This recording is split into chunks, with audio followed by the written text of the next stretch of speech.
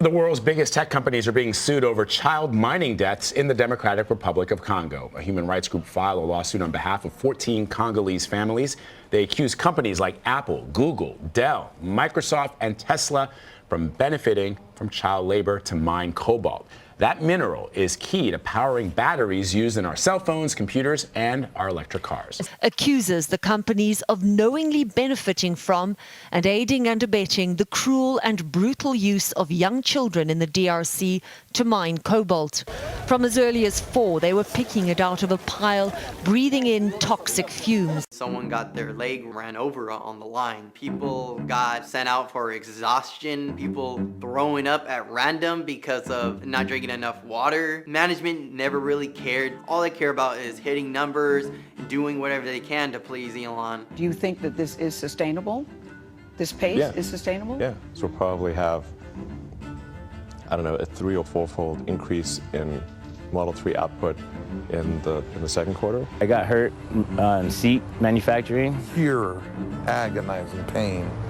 I jumped up and my arm was just hanging. United Nations Environment Program says e-waste generates up to 50 million tons of potentially toxic waste annually with only a 10% recycling rate. Protective glove ka ba? May mga... So how your brain will develop. There's a very strong correlation between lead and your IQ.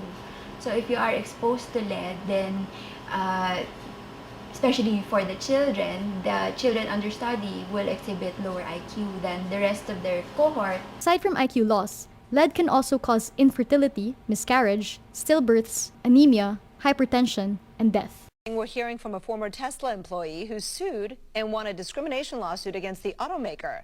ABC News reporter Rebecca Jarvis has more on the racial abuse he endured. We just want to be treated and seen as equal human beings. This morning, a former Tesla contract worker speaking out after a San Francisco federal court decided the electric car maker must pay him $137 million over claims he suffered racist abuse at the company. Owen Diaz, who was hired through a staffing agency in 2015 as an elevator operator at Tesla's factory in Fremont, told the court he faced a hostile work environment. Once upon a time, there were minerals resting in the bowels of the earth. One of these minerals, called coltan, is found in most electronic devices. The majority of coltan's world supply is located in the Democratic Republic of the Congo, a country torn by a brutal civil war. Inside a factory as big as a city. The people working there are constantly subjected to abuse and discrimination. We addressed this issue by installing suicide prevention nets. And you will discard it. It will join tons of highly toxic electronic waste. They say they will recycle it, but it will probably be shipped abroad, to places like Ghana, Pakistan, or back to China. There, its materials will be salvaged using methods that are harmful to both human health and the environment. This is where your iPhone 6 comes from. These are the first secret pictures from inside the factories that produce for Apple. An exhausted workforce, people sleeping on their breaks, others falling asleep as they work.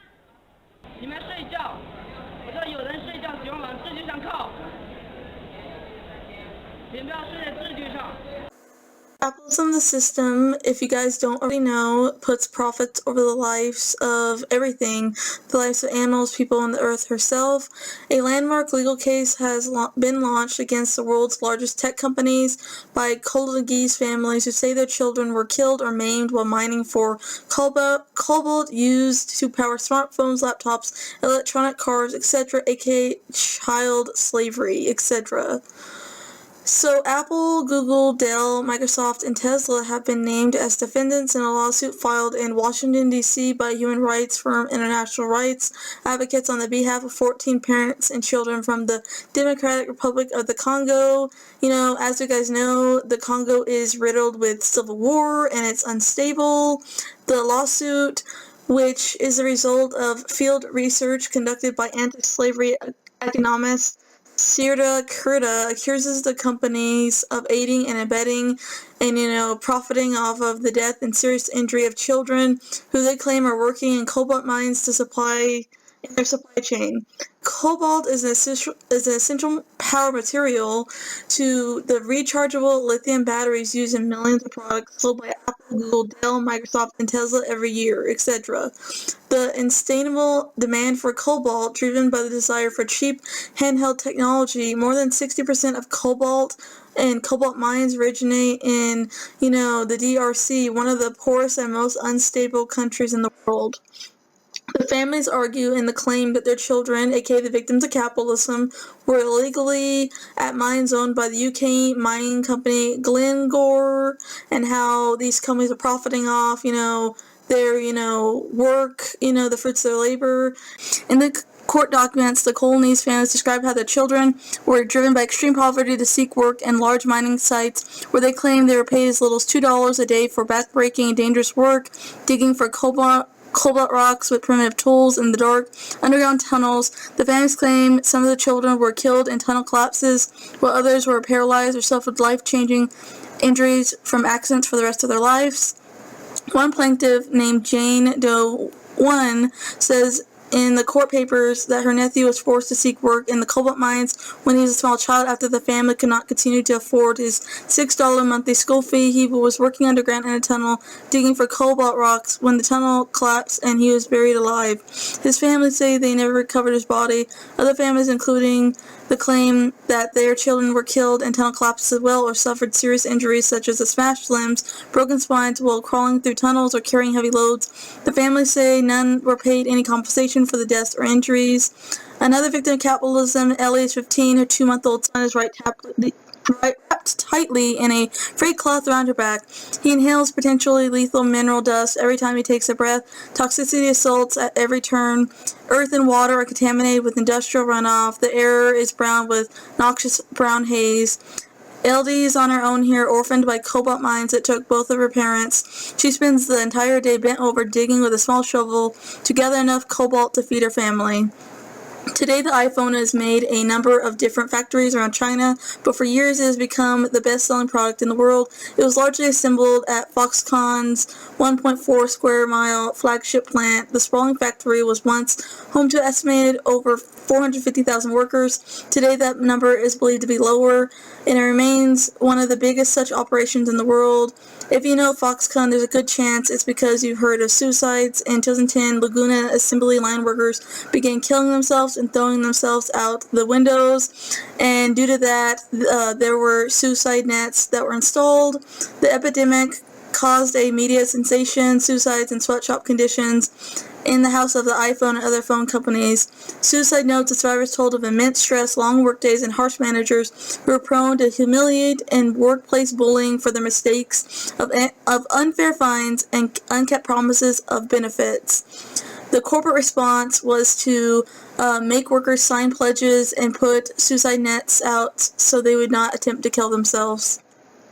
How it affects the environment. Smartphones generate more greenhouse gases than any other consumer electronic device, so though their carbon footprint is modest compared to the main perpetrators of global warming, namely the energy sector and transportation, even so, the mining for these components is deeply problematic because besides contaminating the atmosphere, the process destroys ecosystems and generates tailings, toxic byproducts which seep into the soil and water supply. A phone's birth is the most contaminating part of the life cycle. Around 80% of each device's carbon footprint is generated in the manufacturing stage. This is due to the mining, refining, transport, and assembly of dozens of chemical elements that make up the cutting-edge technology: iron for the speakers and microphones, aluminum and magnesium for the frames and screen, copper, silver, gold for the electronic circuits, graphene, lithium for the batteries, silicon for the processor, and lead and tin for the solid rings. Electronic waste is emerging as a serious health hazard and environmental issue in India. India is the third largest electronic waste producer in the world. Approximately over 2 million tons of e-waste are generated annually, and an undisclosed amount of e-waste is imported from other countries around the world as well. Annually, computer devices account for nearly 70% of e-waste. The government, public sector companies, and private sector companies generate nearly 75% of electronic waste, with the contribution of individual household being only 16%. So that means, capitalist, billion-dollar companies, they're the main polluters. While e-waste recycling is a source of income for many people in India, it also produces numerous health hazards and environmental risks. More than 95% of India's e-waste is illegally recycled by informal waste pickers. These workers operate independently outside any formal organization, which makes enforcing e-waste regulations difficult to nearly impossible. Recyclers often rely on recycling techniques that can release toxic pollutants into the surrounding area. The release of toxic pollutants associated with crude and e-waste recycling can have far-reaching and irreversible health consequences. In Delhi alone, an estimated 25,000 workers, including children, are involved in crude e-waste dismantling units. Annually, these units dismantle 10,000 to 20,000 tons of e-waste with bare hands. They don't have any gloves on. The materials that are recycled by waste pickers are often left in landfills or burned. Both methods can lead to toxic chemicals leaking into the air and water and soil, because, water is, an endangered resource, as we all know. Workers in these facilities often do not have the adequate safety gear, and exposure to e-waste can lead to many health issues. Exposure can happen directly or indirectly through skin contact, inhalation, fine particles, and indigestion of contaminated dust and material. Potential health outcomes for e-waste exposure include changes in thyroid functions, etc. Side effects also included changes in behaviors, behavioral issues, and decreased lung function. There is also evidence of significant DNA damage, which can cause cancer. Vulnerable populations such as pregnant women, children, and the elderly are particularly susceptible to the health risk of e-waste. It is estimated that throughout India, 400,000 to 500,000 child workers between the ages of 10 and 15 are involved in e-waste recycling activities. Hazardous chemical absorption may have a negative and can have a negative effect on a child's growth and can cause permanent damages, such in their IQ. Children are particularly sensitive to lead poisoning as they're still developing. It is found that e-waste recycling activities had contributed to the elevated blood levels in children. Pregnant women also have extremely high risk as well, such as spontaneous abortion, stillbirths, premature births, and reduced birth weights as a whole associated with exposure to electronic waste. Dumping e-waste into landfills that are not designated to contain e-waste can lead to contamination of surface and groundwater because toxic chemicals can leach from landfills into the freshwater supply. Here are some more bad working conditions in the electronics area. The Bay Area's newspaper today published and exposed about poor health and working conditions at Tesla's Vermont plant. One Tesla factory worker said this is a life and death situation. Similarly harsh words were said from other, Tesla non-unionized employees. Unions have been trying to get in for years and no luck. He said that everyone knows that Elon Musk won't allow it. And it said that Tesla is the only non-unionized workforce of any major American car company in the U.S. The appetite for Elon Musk's electronic cars attribute to Musk's aggressive production goals and sometimes life-changing injuries in the process. Ambulances have been called more than 100 times since 2014 for workers experiencing fainting spells, dizziness, seizures, abnormal breathing, and chest pains, according to incident reports obtained by The Guardian. Hundreds were called for injuries and other medical issues. I've seen people pass out, hit the floor like a pancake, and smash their face open. They just send us to work around him while he's still laying on the floor bleeding. He was one of several workers who had said they'd seen their co-workers collapse or been taken away in ambulances. We had an associate in my line. He just kept working. Next thing you know, he just fell to the ground. Black Tesla employees described a culture of racism. I was at my breaking point. In interviews with the Times, 3 former black employees, victims of capitalism, described how jobs at the pioneering automaker developed into personal nightmares due to a pattern of rampant racism and harassment at Tesla's Vermont, California factory. Their accounts expanded on allegations in a February 9th lawsuit filed by the California Department of Fair Employment and Housing on the behalf of more than 4,000 current and former black workers at the world's most vulnerable car company. The largest racial discrimination suit ever brought by the state by a number of workers affected.